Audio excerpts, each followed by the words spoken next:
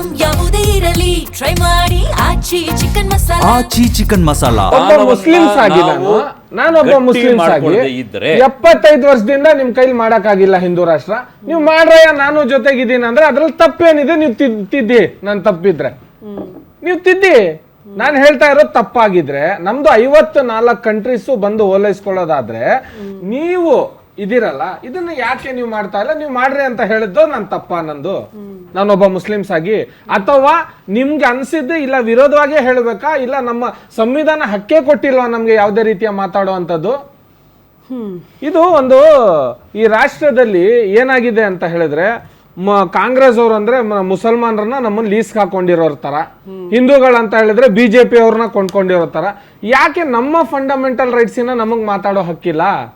ಯಾಕೆ ನಮ್ಮ ದೇಶದಲ್ಲಿ ಈಗ ನಾವೇನಾದ್ರೂ, ಈಗ ನಾನು ಪಕ್ಷ ಕಟ್ಟಿದ್ದೀನಿ, ನನ್ನ ಪಕ್ಷದಲ್ಲಿ ಏನಾದ್ರೂ ಕೂಡ ಮುಸ್ಲಿಮ್ಸು ಇದ್ದಾರೆ, ಹಿಂದೂನು ಇದ್ದಾರೆ, ದಲಿತು ಇದ್ದಾರೆ, ಕ್ರಿಶ್ಚಿಯನ್ ಇದ್ದಾರೆ, ಎಲ್ಲರೂ ಇದ್ದಾರೆ. ಒಂದು ಮಾತಿಗೆ ನನ್ಗೆ ಸೈಡಿಗೆ ಇಟ್ಬೋದು ನಮ್ಮ ಕಾರ್ಯಕರ್ತಾರೆ. ಯಾಕಂತ ಹೇಳಿದ್ರೆ ಅವ್ರಿಗೆ ಅವ್ರವ್ರ ಕಾನ್ಸ್ಟಿಟ್ಯೂನ್ಸಿ, ಅವ್ರವ್ರ ವಾರ್ಡು, ಅವ್ರವ್ರ ದೇಶ ಅಭಿವೃದ್ಧಿ ಕೆಲಸದ ಬಗ್ಗೆ ಮಾತಾಡೋದು ಬಿಟ್ಟು ಈ ವಿಚಾರ ಬಂದಾಗ ಮಾಮೂಲಿ ಬರೀ ಒಂದು ಈ ವಿಷಯನ ಇಟ್ಕೊಂಡು ನಾವು ಹಿಂದೂನೇ ಬರ್ತೀನಿ. ಗೊತ್ತಾಯ್ತು ನಿಮ್ ಸ್ಟ್ಯಾಂಡ್ ಏನು ಅಂತ. ಈಗ ಇದ್ರ ಬಗ್ಗೆ ಮಾತನಾಡೋದಕ್ಕೆ ವೆರಿ ಇಂಪಾರ್ಟೆಂಟ್ ಕಾಂಗ್ರೆಸ್ನ ವಕ್ತಾರರು ಸುಧೀರ್ ಕುಮಾರ್ ಮರಳ್ಳಿ ಅವರು ಜಾಯ್ನ್ ಆಗಿದ್ದಾರೆ. ಸರ್ ನಮಸ್ತೆ, ಕಾರ್ಯಕ್ರಮಕ್ಕೆ ಆತ್ಮೀಯ ಸ್ವಾಗತ. ಇಡೀ ದೇಶದಾದ್ಯಂತ ಬಲಪಂಥೀಯ ಆಡಳಿತ, ಎಡಪಂಥಿ ಸೈಡ್ ಲೈನ್ ಆಗ್ತಾ ಇದೆ, ಮನೆಗೆ ಹೋಗ್ತಾ ಇದೆ. ಕಾರಣ ಏನಿರಬಹುದು ಅಂತ, ಸಿದ್ಧಾಂತಗಳ ಕಾರಣ ಆಯ್ತಾ, ಜನ ಅದರಿಂದ ಆಚೆ ಬರೋದಕ್ಕೆ ಇಷ್ಟಪಡ್ತಿದ್ದಾರಾ ಅನ್ನೋದು ಪ್ರಶ್ನೆ ಆಗ್ತಾ ಇದೆ. ಫಸ್ಟ್ ರಿಯಾಕ್ಷನ್ ತಮ್ಮದು. ಅಲ್ಲ, ಒಂದು ಪಶ್ಚಿಮ ಬಂಗಾಳದ ರಿಸಲ್ಟನ್ನು ನೋಡಿ ಇದು ಬಲಪಂಥೀಯಕ್ಕೆ ವಾಲ್ತಾ ಇದೆಯಾ ಅನ್ನುವಂಥ ಒಂದು ಚರ್ಚೆಗೆ ಮುನ್ನೆಲೆಗೆ ಬಂದಿದೆ ಅಂತ ಅಂದ್ಕೊಳ್ತೀನಿ, if it is N political debate ಅಂತ ಆದರೆ ಇಲ್ಲಿ ತುಂಬ ಗಮನಿಸಬೇಕಾಗಿದ್ದು ಈ ಎಡ ಮತ್ತು ಬಲ ಅನ್ನುವಂಥದ್ದು ಇದೆಯಲ್ಲ, ಇದರ ಬಗ್ಗೆನೇ ತುಂಬ ಅಸ್ಪಷ್ಟತೆಗಳು ನಮ್ಮ ನಡುವೆ ಇದೆ. ಉದಾಹರಣೆಗೆ ಪ್ರಧಾನಮಂತ್ರಿಗಳಾಗಿದ್ದಂಥ ಅಟಲ್ ಬಿಹಾರಿ ವಾಜಪೇಯಿ ಅವರು ಹೇಳಿದರು, ನಾವು ಶತ್ರು ಮಿತ್ರರುಗಳನ್ನು ಬದಲಾಯಿಸ್ಕೊಳ್ಬೋದು, ನೆರೆಹೊರೆಯವರನ್ನ ಬದಲಾಯಿಸಿಕೊಳ್ಳೋಕೆ ಆಗೋದಿಲ್ಲ ಅನ್ನುವಂಥ ಮಾತನ್ನು ಅಟಲ್ ಬಿಹಾರಿ ವಾಜಪೇಯಿ ಅವರು ಹೇಳಿದರು. ಅದೇ ರೀತಿಯವರು ಅಟಲ್ ಬಿಹಾರಿ ವಾಜಪೇಯಿ ಅವರು ಒಂದು ರಾಜ್ಯದ ಮುಖ್ಯಮಂತ್ರಿ ಆಗಿದ್ದಂತಹ ಅವರದೇ ಪಕ್ಷದ ನಾಯಕರಿಗೆ ನೀವು ರಾಜಧರ್ಮವನ್ನು ಪಾಲಿಸಿ ಅಂತ ಹೇಳಿದ್ರು.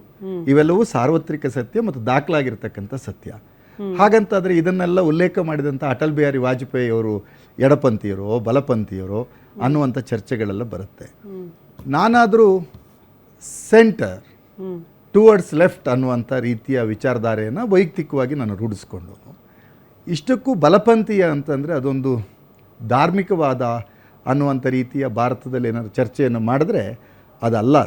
ಬಲಪಂಥೀಯ ಅಂತಂದರೆ ಯಾವುದೇ ಬದಲಾವಣೆಯನ್ನು, ಪ್ರೋಗ್ರೆಸ್ಸನ್ನು ಬಯಸದೇ ಇರ್ತಕ್ಕಂಥ ಒಂದು ವಾದ ಬಲಪಂಥೀಯವಾದ.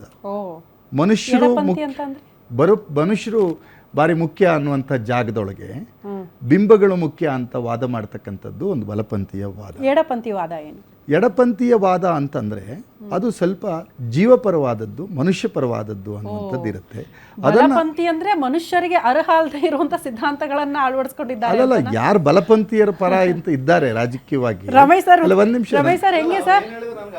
ಅವ್ರಿಗೆ ಅರ್ಥ ಆಗದಿದ್ರೆ ಅದು ಅವ್ರ ಸಮಸ್ಯೆ, ಅವ್ರಿಗೆ ಅರ್ಥ ಆಗದಿದ್ರೆ ನನ್ನ ವಿಚಾರಗಳ. ಎಡಪಂಥೀಯ ಜೀವಪರ, ಬಲಪಂಥಿ ಅಂತ ಹೇಳಿದ್ರೆ ಏನೋ ವಿರೋಧ ಅಲ್ಲ, ಅವ್ರೇನೋ ಒಂದು ಜೀವ ಇಲ್ಲದೆ ಇರುವಂತದ್ದು ಅಂತ ಏನೋ ಕೇಳ್ಕೊಂಡಿಲ್ಲ. ನಾನು ಮಾತಾಡೋದು ಬಿಟ್ಟರೆ ನನ್ನ ಅರ್ಥ ಆಗಿದೆ. ನೀವು ಸುಮಾರು ಹೊತ್ತು ಮಾತಾಡಿದ್ದೀನಿ, ನಾನು ಟ್ರಾಫಿಕ್ ಕಾರಣಕ್ಕಾಗಿ ಸ್ವಲ್ಪ ಲೇಟಾಗಿ ಬರಬೇಕಾಗಿದೆ. I will define my self. So ಈಗ ನಾನು ಕಾಂಗ್ರೆಸ್ ಪಕ್ಷದ, ಇದೊಂದು ಕಲ್ಚರಲ್ ಡಿಬೇಟ್ ಅಂತ ಯೋಚನೆ ಮಾಡಿದ್ದೆ. ಇಲ್ಲಿ ರಾಜಕೀಯ ಪಕ್ಷಗಳನ್ನು ಕೂರಿಸ್ಕೊಂಡು ಚರ್ಚೆ ಮಾಡ್ತಾ ಇರೋದ್ರಿಂದ ನಾನೊಬ್ಬ ಕಾಂಗ್ರೆಸ್ ಪಕ್ಷದವನಾಗಿ, ಕಾಂಗ್ರೆಸ್ ಪಕ್ಷದ ವಕ್ತಾರನಾಗಿ, ಕಾಂಗ್ರೆಸ್ ಪಕ್ಷ ಒಂದು ನಿಲುವನ್ನು ಏನು ಇಟ್ಕೊಂಡು ಬಂದಿದೆ ಅದು ಎಡ ಮತ್ತು ಬಲವೂ ಅಲ್ಲದ ಒಂದು ಆಧ್ಯಾತ್ಮಿಕ ಪ್ರಣೀತವಾಗಿರ್ತಕ್ಕಂಥ ಒಂದು ವಿಚಾರದ ಮೇಲೆಗೆ ಕಾಂಗ್ರೆಸ್ ತನ್ನ ತತ್ವ ವಿಚಾರಗಳನ್ನು ಪ್ರತಿಪಾದಿಸ್ತಾ ಬಂದಿದೆ. ಅದು ಯಾವುದಪ್ಪ ಆಧ್ಯಾತ್ಮ ಪ್ರಣೀತವಾದದ್ದು ಅಂತಂದರೆ, ಅದು ಕನ್ನಡದ ನೆಲದಿಂದ ಬಸವಣ್ಣ ಹೇಳಿದ್ರಲ್ಲ, ಇವನಾರವ ಎಣಿಸಿದರಯ್ಯ, ಇವ ನಮ್ಮವ ಎಂದೆಣಿಸಿರಯ್ಯ ಅನ್ನುವಂಥ ವಿಚಾರಧಾರೆಯ ಮೇರೆಗೆ ಗಾಂಧಿ ಮತ್ತು ಬಾಬಾ ಸಾಹೇಬ್ ಅಂಬೇಡ್ಕರ್ ಕೊಟ್ಟಿರ್ತಕ್ಕಂಥ ಸಂವಿಧಾನದ ವಿಚಾರದ ಮೇರೆಗೆ ಗಾಂಧಿ ಪ್ರಣೀತವಾದಂಥ ಈ ಸಿದ್ಧಾಂತಗಳ ಬಗ್ಗೆ ಏನಿವೆ ಅದ್ರ ಬಗ್ಗೆ ಸುಮಾರು ಜನ ಕ್ಲಾರಿಟಿ ಇದೆ, ಸುಮಾರಲ್ಲಿ ನಾವು ಚರ್ಚೆ ಮಾಡಿದ್ದೀವಿ. ಸ್ವಲ್ಪ ಸಮಯದ ಅಭಾವ ಇರೋದ್ರಿಂದ ಸುಧೀರ್ ಸರ್ ಕ್ವಿಕ್ ಆಗಿ ಹೇಳಿ, ಹಂಗಾದ್ರೆ ಇಡೀ ದೇಶದಾದ್ಯಂತ ಕಾಂಗ್ರೆಸ್ ದಿವಾಳಿ ಆಗ್ತಾ ಇರೋದು ಕಾರಣ ಏನು?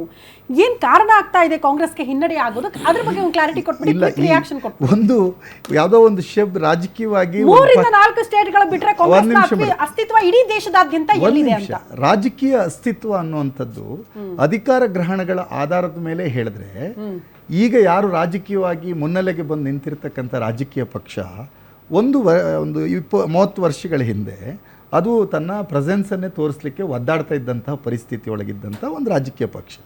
ಹಾಗಾಗಿ ರಾಜಕೀಯವಾದಂಥ ಅಧಿಕಾರವನ್ನು ಹಿಡಿಯುವ ಆಧಾರದ ಮೇಲೆ ಇದ್ಯಾವುದೋ ಬಲಪಂಥವಾದ ಬಂತು ಅಂತಂದ್ರೆ ಅವ್ರು ಮ್ಯಾನಿಫೆಸ್ಟೋ ಮೇಲೆ ಚುನಾವಣೆ ಮಾಡಿದ್ರು, ಬಲಪಂಥ ಅಂತ ಹೇಳ್ಕೊಂಡು ಚುನಾವಣೆ ಮಾಡಿದ್ರು ಅನ್ನೋವಂಥದ್ದನ್ನು ಹೇಳಬೇಕು. ಮತ್ತು ಒಂದು ಶಬ್ದ ತಾವು ಬಳಸಿದ್ರಲ್ಲ, ದಿವಾಳಿಯಾಗಿದೆ ಅಂತ. ದಿವಾಳಿ ಅನ್ನುವಂಥ ಶಬ್ದ ರಾಜಕೀಯವಾಗಿ ಬರೋದಿಲ್ಲ. ಇವತ್ತು ಇವರೊಂದು ಪಕ್ಷ ಇದೆ, ಒಂದು ಪುಟ್ಟ ಪಕ್ಷ ಇದೆ, ಅದಕ್ಕೂ ಒಂದು ಪ್ರೆಸೆನ್ಸ್ ಇದೆ. ಈ ದೇಶದಲ್ಲಿ ಪಕ್ಷಗಳ ಪದ್ಧತಿ ಇರ್ತಕ್ಕಂಥ ಈ ದೇಶದಲ್ಲಿ ಎಲ್ಲ ಪಕ್ಷಗಳಿಗೂ ಅದರದ್ದೇ ಆದಂಥ ಒಂದು ಅಸ್ತಿತ್ವ ಇದೆ. ಕಾಂಗ್ರೆಸ್ ಪಕ್ಷ, ಒಂದು ನಿಮಿಷ madam, will make it clear. ನೀವು ನಂಗೆ ಇಂಟರ್ಫಿಯರೆನ್ಸ್ ಆಗ್ತಾ ಹೋದ್ರೆ ಇರ್ಲಿ ಹೇಳ್ತೀನಿ. ಕೇರಳದಲ್ಲಿ ಈಗ 10 ವರ್ಷದಿಂದ ಅಧಿಕಾರದಲ್ಲಿ ಇರಲಿಲ್ಲ, CPM ಅಧಿಕಾರದಲ್ಲಿತ್ತು. ಈ ಕಾಂಗ್ರೆಸ್ ಅಧಿಕಾರಕ್ಕೆ ಬಂದಿದೆ. ಹಾಗಂತ ಹೇಳಿದ ಕೂಡಲೇ ಕಾಂಗ್ರೆಸ್ ಹಾಗಾದರೆ ದಕ್ಷಿಣದಿಂದ ವಿಜೃಂಭಿಸಲಿಕ್ಕೆ ಪ್ರಾರಂಭ ಆಯಿತು ಅಂತ ಹೇಳಲಿಕ್ಕೆ ಆಗಲ್ಲ. ತಮಿಳುನಾಡಲ್ಲಿ ನಾವು DMK ಜೊತೆ ಮೈತ್ರಿ ಮಾಡ್ಕೊಂಡಿದ್ರೆ, ಇತ್ತೀಚಿನ ಬೆಳವಣಿಗೆಯನ್ನು ನೋಡಿದ್ರೆ ಅಲ್ಲಿ ದಳಪತಿ ವಿಜಯನ್ ಅವರ ಪಕ್ಷದ ಜೊತೆಗೆ ಕಾಂಗ್ರೆಸ್ ತನ್ನ ಮೈತ್ರಿಯನ್ನು ಮಾಡ್ಕೊಳ್ತಾ ಇದೆ. ಇವತ್ತು TMC ದಿವಾಳಿ ಆಯ್ತು. 15 ವರ್ಷಗಳ ಆಡಳಿತವನ್ನು ಮಾಡಿತ್ತು ಮಮತಾ ಬ್ಯಾನರ್ಜಿ ಅವರ ನೇತೃತ್ವದಲ್ಲಿ. ಈಗ ಅದು ವಿರೋಧ ಪಕ್ಷದ ಸ್ಥಾನಕ್ಕೆ ಇಳಿದಿದೆ.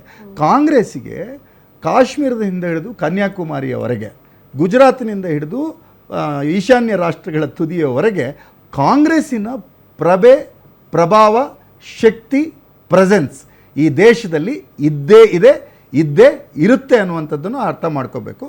ಈಗ ಹೆಚ್ಚಿನ ಕಾಲ ದೇಶವನ್ನ ಆಳಿರುವ ಪಕ್ಷ ಅದನ್ನ ಯಾರು ಕೂಡ ಮರೆಯೋದಕ್ಕಾಗಲ್ಲ. ನೀವೇ ಹೇಳಿದ್ರೆ ಅಸ್ತಿತ್ವ ಇರುತ್ತೆ, ಇಲ್ಲ ಅಂತಲ್ಲ. ನಾನು ಹೇಳ್ತಾ ಇರೋದು, ಬಹುತೇಕ ರಾಜ್ಯಗಳಲ್ಲಿ ಬಿಜೆಪಿ ಕ್ಲೀನ್ ಸ್ವೀಪ್ ಮಾಡ್ತಾ ಹೋಗ್ತಾ ಇದೆ.